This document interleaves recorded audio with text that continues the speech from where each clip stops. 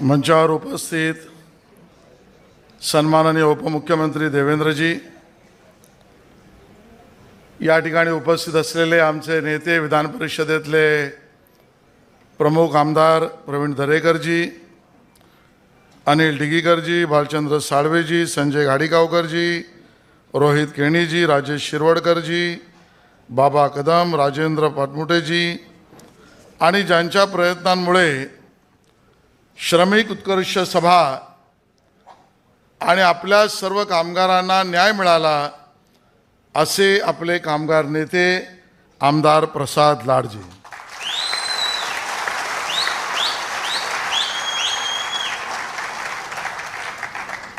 आजचा हा सोहळा पाहिला आणि तुमच्या सगळ्यांमधला उत्साह पाहिला तर मला असं वाटलं की आज श्रावणाच्या नंतर येणारी दिवाळी श्रावणाच्या पूर्वीच आली आहे की काय असं वाटतं। आणि देवेंद्रजी कारणही तसंच आहे, कारण या कार्यक्रमामध्ये भत्ताही मिळालाय, कॅज्युअल वाले टेम्पररी वाली परमनंट वाल्यांचं प्रमोशन, या सगळ्याच गोष्टी एका कार्यक्रमामध्ये मला वाटत नाही गेल्या 25 वर्षाच्या बीएसटी कामगारांच्या युनियनच्या इतिहासात असा कुठलाच कार्यक्रम झाला नाही जो आज या ठिकाणी झालेला आहे। आणि मी अभिनंदन करीन प्रसादजींचं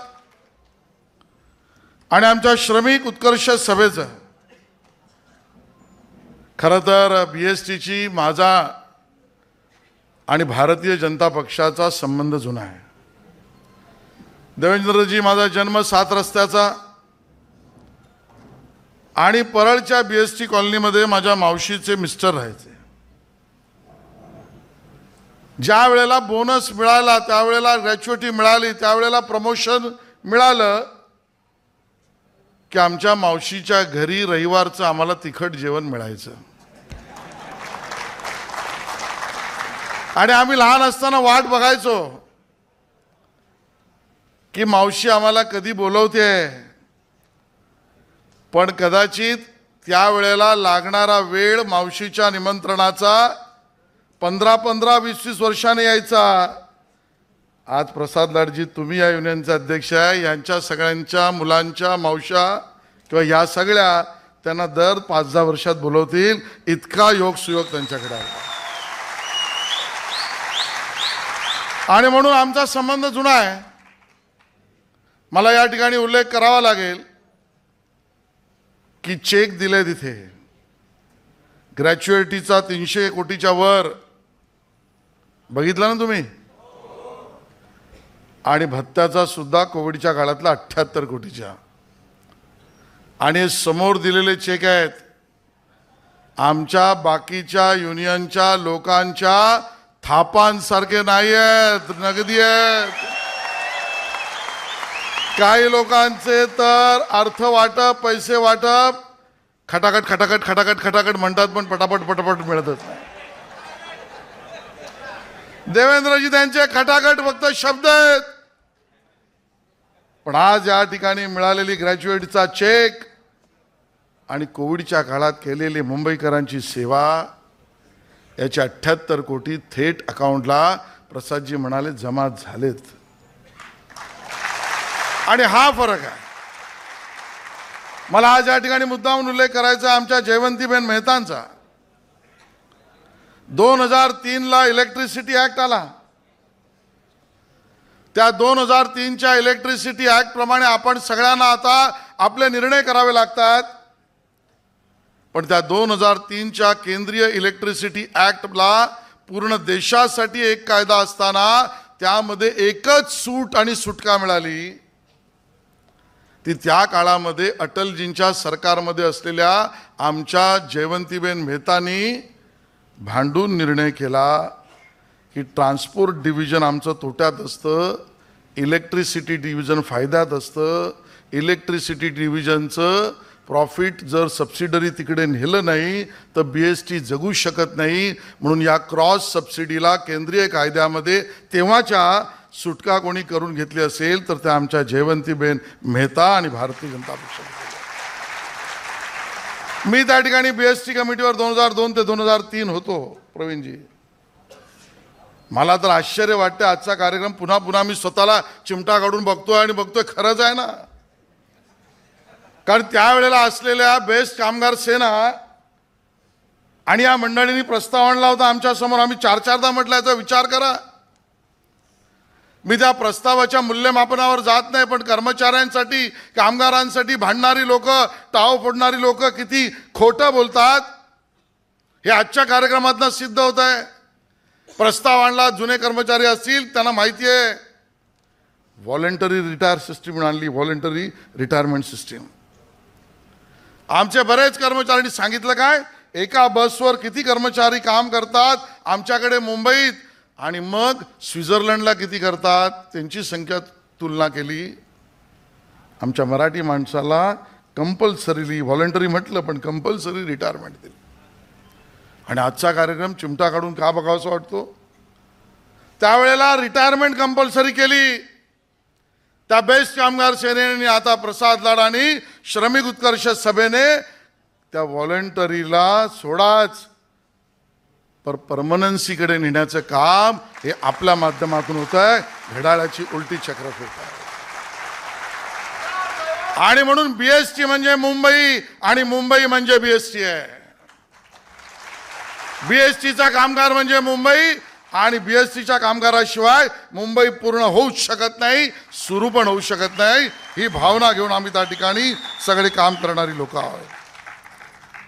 आज ती गोष्ट मला आठवते, आज तुम्ही उल्लेख केला त्याचा साहेब. त्या काळामध्ये BSTचे भूखंड आणि डेपो प्रवीणजी विकले कोणाला. त्या बेस्ट कामगार सेनेच्या काळामध्ये आम्ही ओरडत होतो, मराठी माणसाच्या हक्काचे भूखंड आहेत.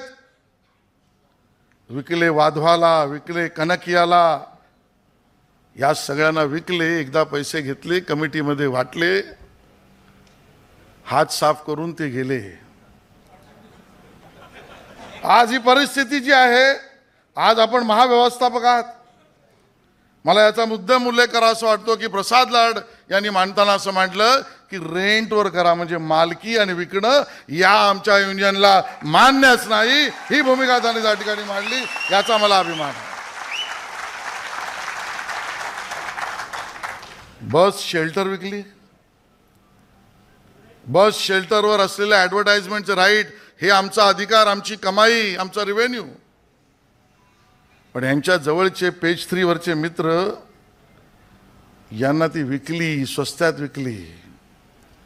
पैसा BST कडे आला नाही, तूट वाढत गेली. आता तुम्ही म्हणालात 2400 कोटीपर्यंत गेली. या मुंबईतल्या बेस्ट कामगाराला जर्जर करणाऱ्याला, BSTला बंद पडण्याच्या दिशेला नेण्याला हे सगळे निर्णय कारणीभूत झाले. आणि त्याला त्यावेळेचं बेस्टमधलं नेतृत्व आणि बेस्ट कामगार सेनाच जबाबदार आहे, त्या ठिकाणी मला सांगायचं आहे. आणि देवेंद्रजी, मी थेट बोलायला कधीच घाबरत नाही.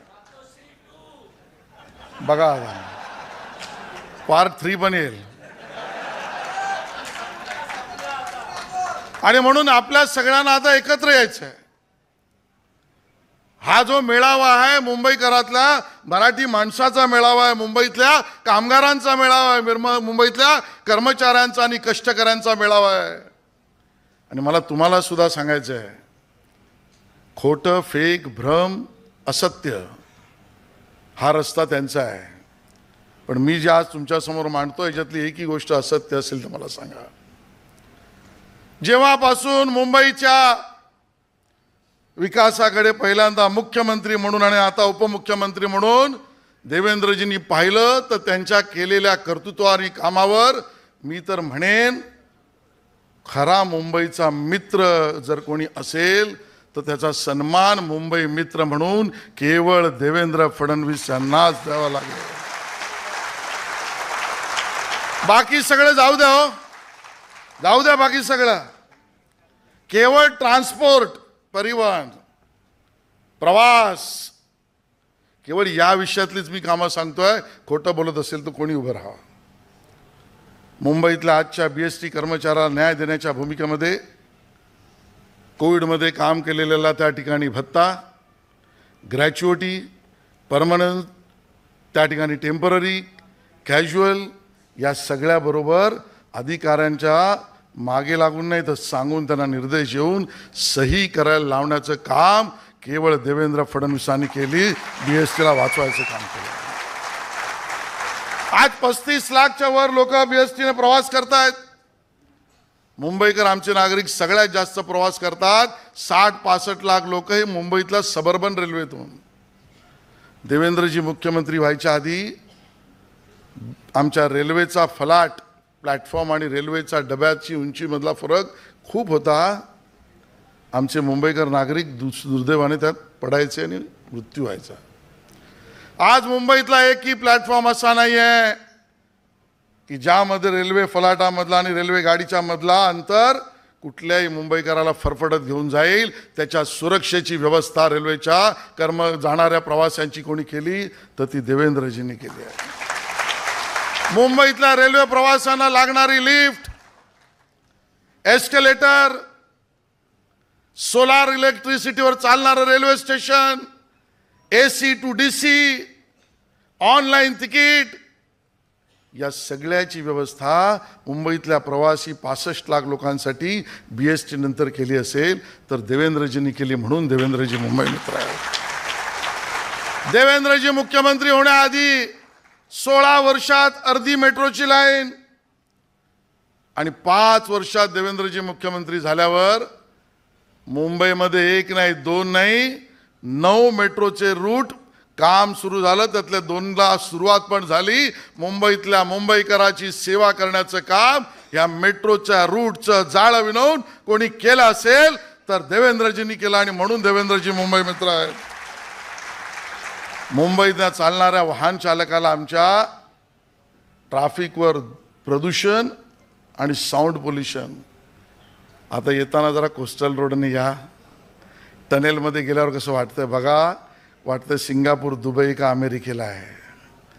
हा कोस्टल रोड सुद्धा सुरू केला, परवानग्या मिळाला, काम दिलं आणि आता त्याचं उद्घाटन पण करतायत एकनाथजींबरोबर. तर या सगळ्याची मुहूर्तमेढ केली देवेंद्रजींनी. म्हणून मुंबई मित्र देवेंद्रजी आहेत. या मुंबईला कल्पना नव्हती सिलिंग पूर्ण होईल की नाही. गडकरींनी सुरू केलं, काँग्रेसच्या काळात बंद पडलं. वांद्रे वरळी तर पूर्ण केलाच. आता वांद्रे वर्सोवा चालू झाला आणि वर्सोवापासून पुढे मीरा रोड पर्यंत जाणाऱ्या सीलिंगचं काम कोणी केलं तर देवेंद्रजींनी केलं. आणि खऱ्या अर्थाने मुंबई मित्र म्हणजे देवेंद्र फडणवीस आहेत. या अर्थाने सेवा करणारी आमची लोक आज सगळी तुमच्या बरोबर खांद्याला खांदा लावून उभे आहेत. माझी अंतिम विनंती प्रसाद लाडांना आहे. मी स्वतः BST कॉलनीचा तुम्ही उल्लेख केलाय. मावशीच्या घरी मी खेळायला जाऊन बघितलंय. सणासुदीला एकत्र येणं, क्रिकेट खेळणं, दिवाळी साजरी करणं, तिकडच्या गमती, तिकडचे दुःख, तिकडचे सुखाचे प्रसंग, आपापसातली असणारी भांडणं, मग लगेच मिटणारी भांडणं. 2016 मध्ये पोलीस क्वार्टर्सवर एक पोलीस लाईन म्हणून सिनेमा आला, खूप गाजला. ते दुःख मुंबईकरांचं आणि प्रेम आणि आनंद त्या पोलीस लाईनने जगासमोर मांडला. प्रसाद लाड इतके उमदे आहेत आणि वहिनी पण इकडे आहेत. आता तुम्ही BST क्वार्टर्सवर एक सिनेमा काढा, जगासमोर BST कॉलनीचा सुद्धा सगळा व्यवहार मांडा, आनंद मांडा, सुख आणि दुःख मांडा. आई भवानी तुम्हाला आशीर्वाद देईल. एवढंच त्या ठिकाणी सांगतो आणि थांबतो. जय हिंद, जय महाराष्ट्र. ABP माझा, उघडा डोळे बघा नीट.